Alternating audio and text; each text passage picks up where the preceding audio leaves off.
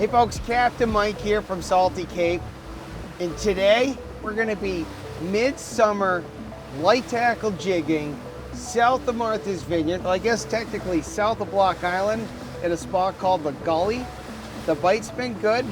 We'll be using light tackle jigging gear, hopefully getting those nice fun 40 to 60 pound bluefin that have been in the area.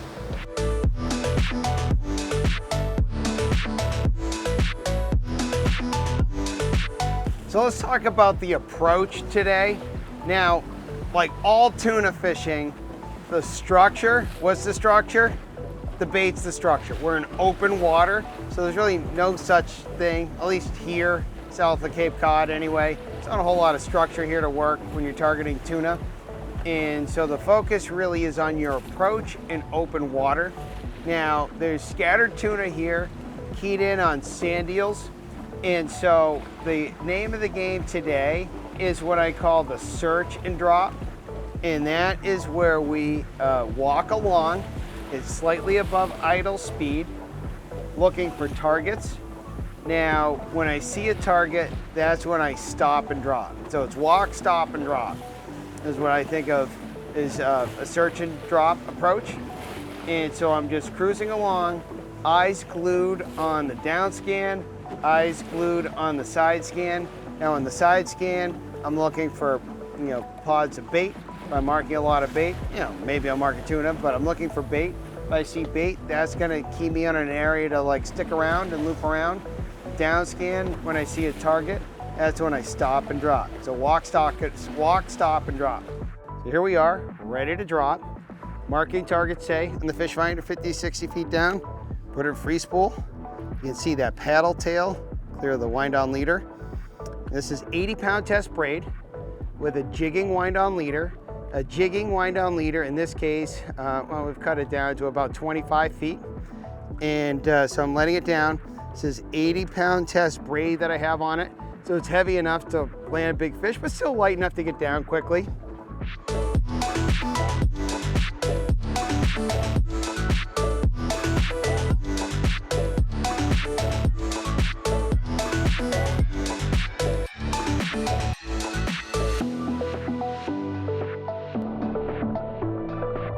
So it's gonna swim out that way and come back around, so don't worry about it too much.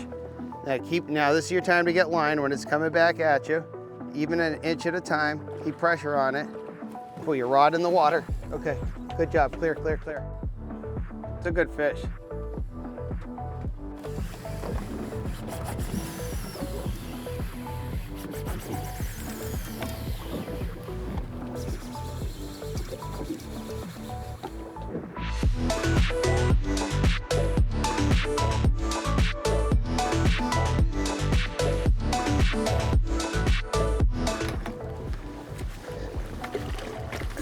Got him.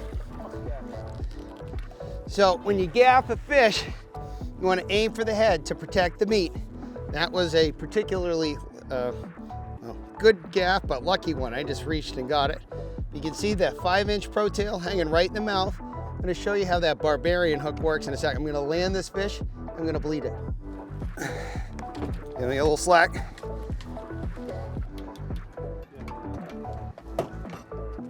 Dave, nice job. That was your first tuna on light tackle, no less.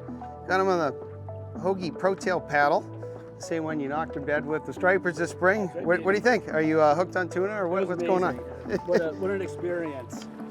Yeah, well, let's get this fish dehooked, bled, on ice, and right back at it again. I see a few targets on the fish finder.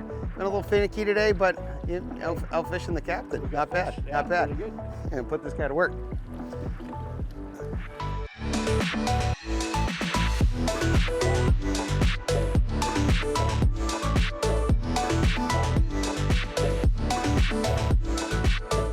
Step 1, remove the gills. Now step 2 is where you want to remove the insides of the fish. This will allow you to get this fish cooler faster. Tuna heat up during the battle, and so it's important to get this core out, but you want to leave the head on so you have measurements at the dock, etc., etc. But there's one step. You make a small incision here. See that last inside's connected, so that's released. Cut around the membrane inside the gill plate. You can just pull the insides right out of the fish. Step 2, gone at the insides. Now, I normally have a wash down on this boat. Somehow it left the boat, don't know where it is, so we've got the trusty bucket. I'm just gonna neaten up real quick before icing this fish down.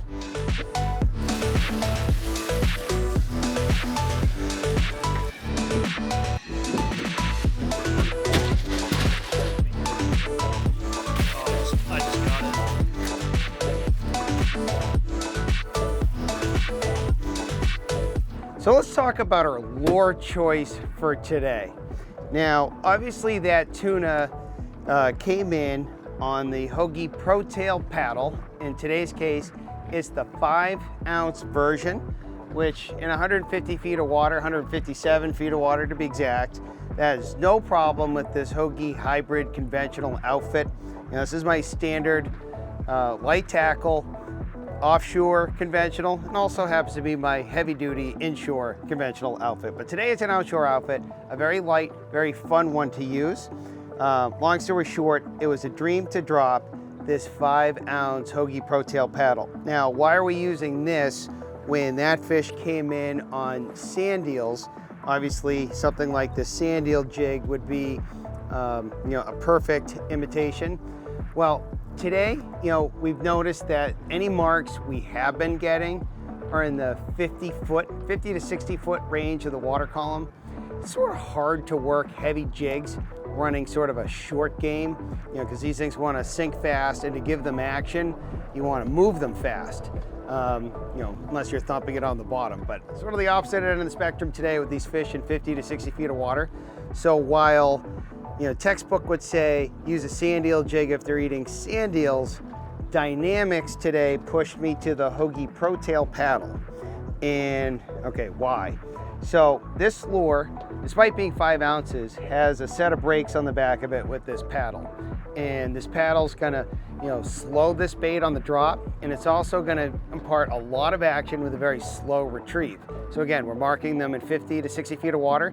This bait's gonna allow us to keep it right in that zone. So if we mark a couple of targets, drop it, maybe 70 or 80 feet, just a little bit below it, and just crank it up through the water column, get to where you think you might be in that range, switch to a very slow jig, up and down, nothing, drop it back down just a little bit, and then bring it back up.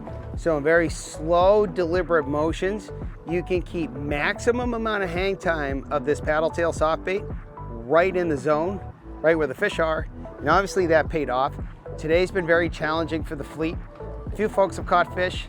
A lot of boats have switched to trolling, but not us. We found a way to crack the code with light tackle tuna fishing, and it's an awesome day. So I am going, Dave outfished me with a Protail paddle, so I'm gonna follow his lead and switch over. I keep my wallet with the soft baits in here, and so he caught that fish with the bone. I'm gonna see how it does with the olive color, because that's a more natural sand eel imitation. Certainly gonna keep the bone on, but we're gonna have one each color now. See how that does. So let's just double click into this lure real quick. It's the Hookup Protail Paddle, 5-ounce version, very all around good size for offshore up here in New England where we get larger tuna. Cast this on heavy tuna spinning rods, and also vertical jig this on all level tuna rods. In this case, a Hookup hybrid light tackle conventional jigging setup. Now, I prefer pre-rigged lures over rig your own, particularly in paddle tails like this.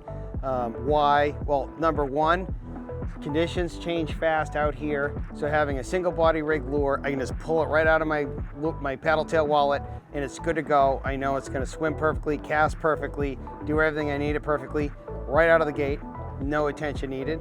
Number two, pre-rigged, like i.e.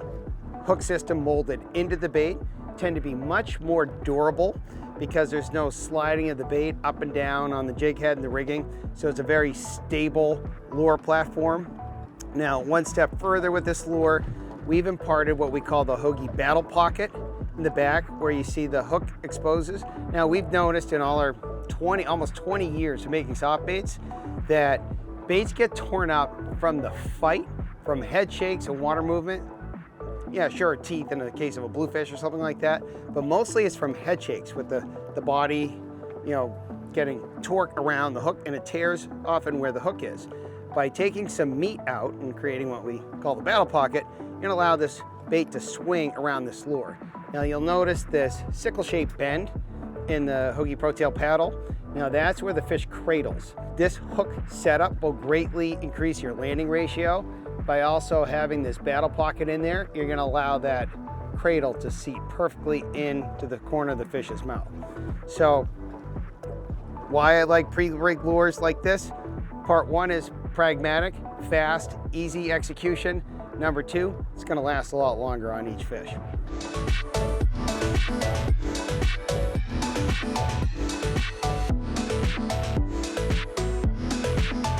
So I tie direct to my Protail paddles. And so on this setup, I've got 80-pound braid, 100-pound test fluoro leader. You can get away with 80 with that fish, but there are some big ones around, so I usually default to 80-pound fluoro. But to attach this lure, I do a loop knot, and the knot I do is sort of a lazy man's loop knot. I basically call it the improved bowline. So if you know how to tie a bowline, you can figure out this knot pretty easily. So I'm just gonna tie an overhand loop into my leader. Simple, just an overhand loop. I pass the running line through the eye of the hook. Now this is where it starts getting similar to a bowline. A bowline, you don't do an overhand loop. In this case, I did do an overhand loop, but otherwise it's the same. So when you talk about the rabbit coming out the hole, around the tree, and then back in the hole,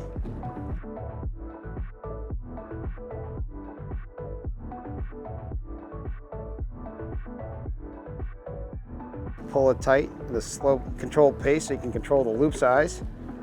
Pull this knot tight, and now you've got a loop knot that will hold.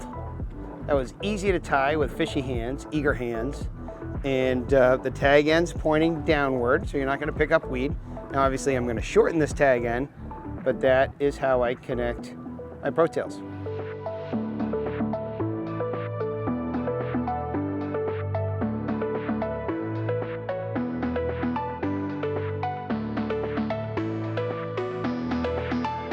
Now, what I love about fishing with paddle tails, in today's case, the Hoagie Protail Paddle, is how easy they are to fish. So this lure is even fishing on its way down. The whole time down, that paddle's thumping. So what I want to do when I'm letting this out is I want to pay careful attention. So if this thing stops before I think it should hit bottom, that means there's a tuna coming from below, grabbing it, maybe still has forward momentum, carrying the line up. So it'll feel an awful lot like hitting bottom. So if that happens, you just want to stop and reel down, come tight, the rod will bend over on a fish. Happens more than you would think.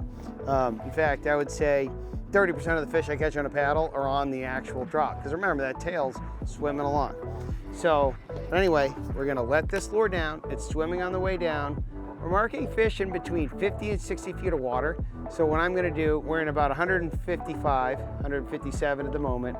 I'm gonna let it down to about 100 feet, even though I see the targets at 55, say. So I'm gonna go under these fish, put it in gear, and just slow reel this right into the zone. Now that bait's gonna swim on its way back up. Now, this is where I'm gonna switch to slow jigging. So before I was doing the drop and reel, now I'm doing slow jigging. I'm just lifting that tip up. I can feel that lure paddle on the way up. Then I escort the lure down. I can feel the lure swimming on its way down. The reason why I said escort is I want to drop the rod at about the same speed, or maybe not quite, as that lure is sinking, so I can stay in contact and feel it the entire time. I don't want to feel any slack on the fall because that's going to lose my sensitivity with the fish. When I'm using paddle tails, I'm pretty much either fishing the entire level of the water column, letting it swim up and down, or I'm pinpoint targeting a specific depth. So today we're pretty much doing the pinpoint targeting, but making sure to, just double check all levels of the water column. All our hits, all our fish have been in that, 50, 60 foot range. Another fish on. So Dave, watch what I'm doing. Lots of short pumps where I'm getting one crank at a time. And this really tires the fish out. Doesn't feel like you're doing much, but these are high gear ratio reels. So one crank, the gear ratio on these are 6:1. So one full turn of the handle is 6 revolutions of the spool. And so as the fish gets closer, there's more and more line on the reel. The diameter increases, in which case obviously the circumference increases. So these short little cranks really get the fish in quick. It's hard to beat this slow jigging technique. Been getting these lazy targets, just dropping these baits. I'm losing my voice, I'm tired. Just dropping these baits right on their heads. Works like a charm. These fish are the perfect size. One for the table. And we're gonna release the fish from here on out. What a day. Had great light tackle tuna fishing. Got a first time tuna catch on board today. That's always awesome. Another addicted individual to the sport. Just trying to keep that fish off the boat.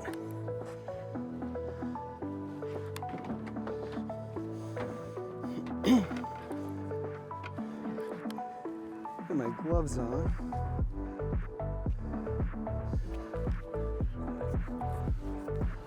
I'm getting color here.